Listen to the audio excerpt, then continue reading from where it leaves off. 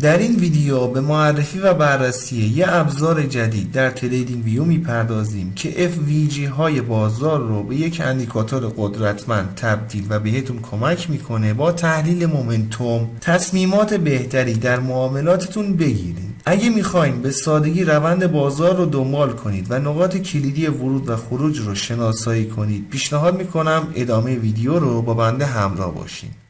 سلام، من علیرضا هستم و به گلدن تریدینگ سیستم خیلی خوش اومدین. اندیکاتوری که در تصویر مشاهده میکنید یه ابزار نوآورانه و قدرتمند در تحلیل تکنیکال هست که به طور خاص برای شناسایی و پیگیری فیر ولیو گپ یا به صورت مخفف FVG ها در حرکات قیمت طراحی شده و با نمایش اون در قالب یه اسیلاتور دیدگاهی جدید و متمرکز بر قدرت حرکت بازار رو بر اساس FVG ها ارائه میده. شکاف های ارزشی بازار یا همون FVG ها دوستان، به صورت مختصر بخوام دربارش توضیحاتی رو بیان کنم، نواحی یا شکاف های خالی بین کندل ها هست که نشانه ناکارآمدی بازار در پوشش این شکاف ها هست و اغلب قیمت برای پر کردن این شکاف ها اقدام میکنه. این اندیکاتور با اسکن داده های مختلف در مدت زمان خاص این شکاف ها رو شناسایی میکنه و سپس اونها رو بر اساس ATR یا حجم فیلتر میکنه. برخلاف اندیکاتورهای سنتی که مناطق FVG رو به صورت ثابت علامت گذاری میکنن، این اندیکاتور FVG ها رو با گذشت زمان کاهش میده و تنها فعالیت های اخیر و مرتبط رو نشون میده. این رویکرد امکان بینش لحظه‌ای از شرایط بازار و بازگشت های احتمالی رو بر اساس نوسانات قیمتی فراهم کرده و این اندیکاتور رو به یه ابزار قدرتمند برای معاملات مبتنی بر حرکت قیمت تبدیل میکنه. اولین ویژگی اندیکاتور شناسایی FVG ها هست. هنگامی که یه FVG در چارت داشته باشیم، اندیکاتور FVG های صعودی رو با یه نقطه سبز رنگ مشخص میکنه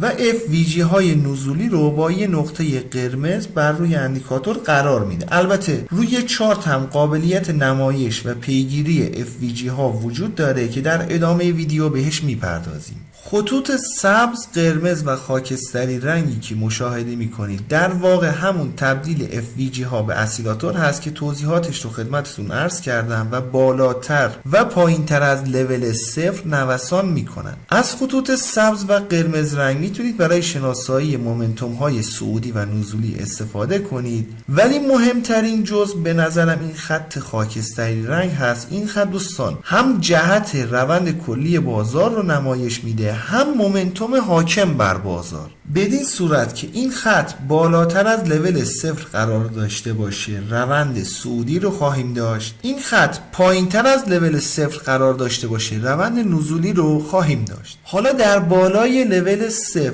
این خط به سمت بالا حرکتی رو انجام بده، نشون دهنده مومنتوم صعودی قوی هست. اگه دقت کنید هر بار که این خط به سمت بالا حرکتی رو انجام داده، معمولا شاهد یه مومنتوم صعودی قوی در همون جهت بودیم. در پایین لول 0 این خط به سمت پایین حرکتی رو انجام بده، نشون دهنده یه مومنتوم نزولی پرقدرت هست. دقیقاً مشابه مثال هایی که برای مومنتوم صعودی داشتیم برای حالت نزولی هم برقرار هست و هنگامی که خط خاکستری رنگ پایین تر از لول 0 به سمت پایین حرکتی رو داشته باشه، معمولا شاهد یه مومنتوم نزولی پرقدرت هستیم که میتونید از این خط نشانه های خوبی برای ورود یا خروج از معاملاتتون دریافت کنید. جزء بعدی اندیکاتور شناسایی واگرایی ها هست. الان روی این چارت واگرایی نزولی رو نداریم، ولی در کل اندیکاتور میاد و یه سری لیبل هایی رو قرار میده که باز این لیبل ها قابلیت تنظیم بر روی چارت یا بر روی اسیلاتور رو دارن که در ادامه بهش میپردازیم. ولی شرایط واگرایی صعودی بدین شرح هست که پایین ترین قیمت یا لو کندل فعلی باید از پایین ترین قیمت 25 کندل گذشته پایین تر باشه. خط خاکستری رنگ هم بالاتر از لول 0 قرار داشته باشه و یه شرط دیگه که خیلی تخصصی هست. به هر حال این واگرایی ها دوستان زمانی شناسایی میشن که احتمال بازگشت قیمت رو به همون نشون میدن. دقت کنید دوستان، احتمال بازگشت قیمت، این که بگیم واگرایی به صورت 100%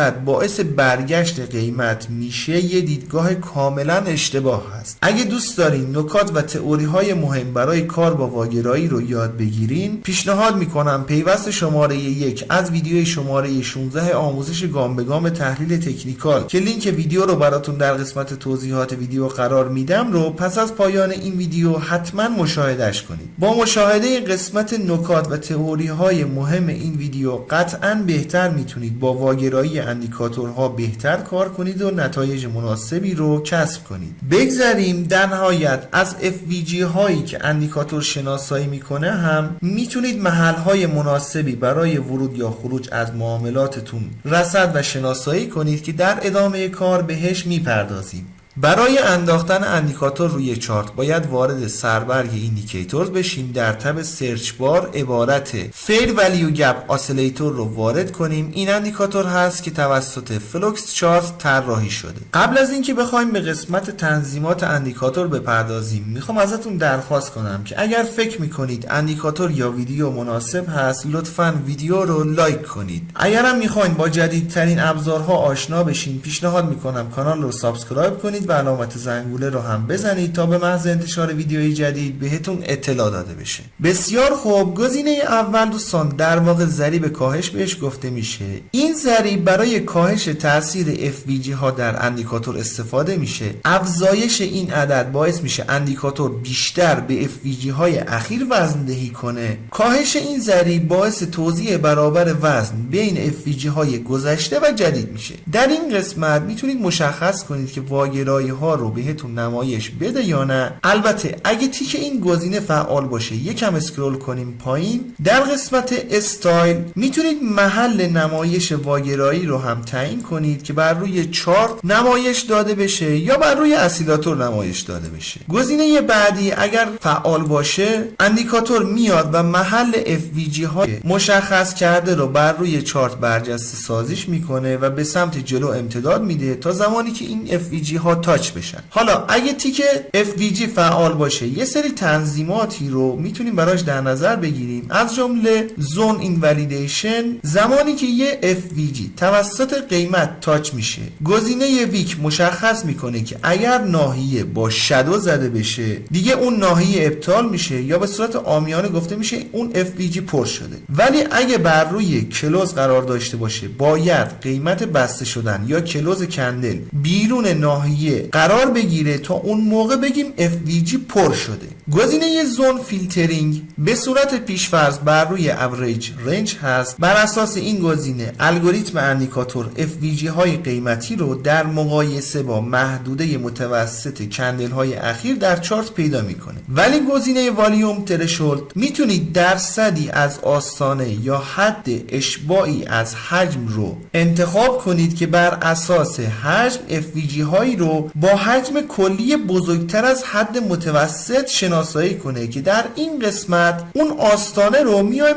تعیین میکنیم. گزینه FVG دیتکشن اگر بر روی سیم تایپ باشه، برای اینکه یه FVG سعودی رو اندیکاتور شناسایی کنه باید هر سه کندل سعودی باشن، برای یه FVG نزولی باید هر سه کندل نزولی باشن تا یه FVG رو شناسایی کنه. ولی اگه بر روی آل باشه، نوع کندل ها تفاوتی نداره که سعودی باشن یا نزولی. شکاف خاصی رو اندیکاتور پیدا کنه بر روی چارت نمایش میده. و اما گزینه دیتکشن سنسیتیویتی، حساسیت شناسایی FVG ها رو تعیین میکنید. حساسیت پایینتر FVG های بزرگتری رو شناسایی میکنه، ولی حساسیت بالاتر هر اندازه FVG که داشته باشین رو اندیکاتور میاد و شناسایی میکنه. و اما نکته آخر که میخوام خدمتتون توضیح بدم، با شناسایی FVG ها بر روی چارت سعی کنید از FVG های استفاده کنید که در جهت روند باشه. حالا روند رو میتونید از این خط خاکستری رنگ شناسایی کنید، میتونید از سایر ابزارها استفاده کنید. به طور مثال در این قسمت که روند سعودی بوده و قیمت به این FVG یا FVG دوم برخورد داشته، واکنش مناسبی رو داریم مشاهده میکنیم. در ادامه هنگامی که روند نزولی بوده یک بار قیمت به این FVG واکنش نشون داده، سری بعد مجدد به FVG بالاتر اومده و واکنشی رو نشون داده. باز اگه به روند صعودی بعدی هم بخوایم دقت کنیم، یک بار قیمت به این FVG واکنش نشون داده و بار دوم مجدد به این FVG قیمت واکنش مناسبی رو نشون داده. بنابراین علاوه بر استفاده از سایر فاکتورهای اندیکاتور میتونید از FVG هایی که بر روی چارت اندیکاتور مشخص میکنه هم به نحو احسن استفاده کنید. انشالله که براتون مفید باشه. رو قله میبینم دوست من.